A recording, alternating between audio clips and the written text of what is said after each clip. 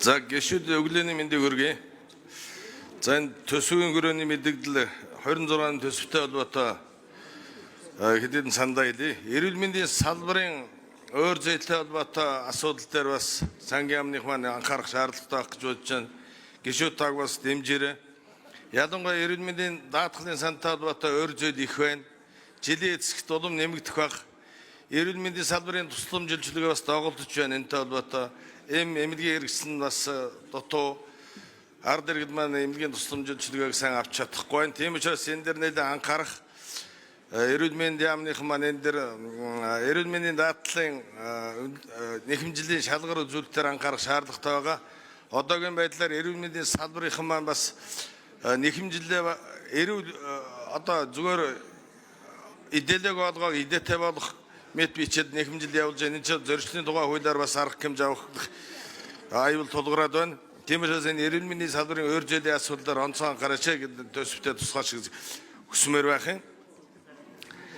Эний тулд одоо эрүүл мэндийн салбарын одоо эмнэлгүүдийн бүтц орон тооны шинжилгээг эрүүл мэндийн яам, сангийн яам, хөдөлмөр нэгэн хамгааллын яам шинжилэн тогтоохгүй энэ чинь одоо гүйцэтгэлийн санхүүжилттэй холбоотой аймгийн эрүүл мэндийн салбарын удирдлагууд одоо дур мэд орон таваатлаад одоо орон тооны хэдэрд бас байгаа энэ дээр бас анхаараач гэж хэлмээр байх юм.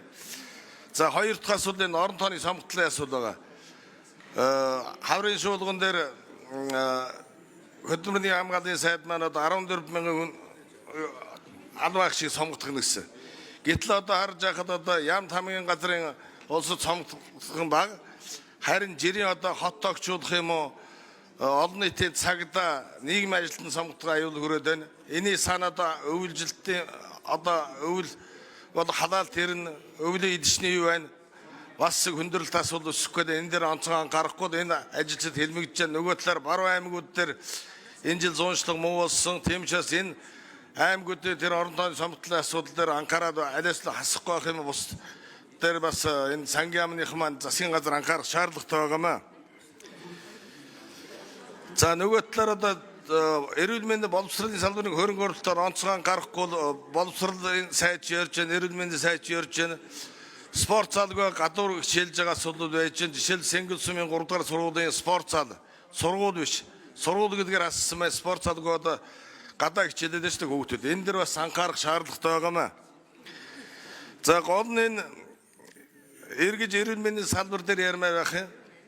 Одоогийн хотын клиникийн том эмнэлгүүд дээр харвалт зүрхний шигдээс одоо замд эмнэлгийн хэрэгслүүд байхгүй болоод гаднаас авч ирж байна. Нөгөө талаар одоо тархины харвалт дээр судсан доторх богино хэмжлэгээ байхгүй учраас тархины хагалгаанд ил орж байгаа асуудал гарч байна. Энэтэй холбоотой хүндрэл гарч эрүүл мэндийн салбарын маань эмчнэр маань хэлмэг тавил тулгараад байгаа учраас энэ дээр бас төсөв дээр нь анхаарал нэмж өгөх талын асуудал байна. Нөгөө талаар одоо 26-ны төсөв дээр эрүүл мэндийн салбарынхны цалин нэмэхгүй 35 жил ажиллаж чадныг сая 700-аас сая 900 мянган төгрөг сайд авчих шүү дээ. Энэ бол одоо өнөхөр амьдрал нь хүрэлцэхгүй байгаа.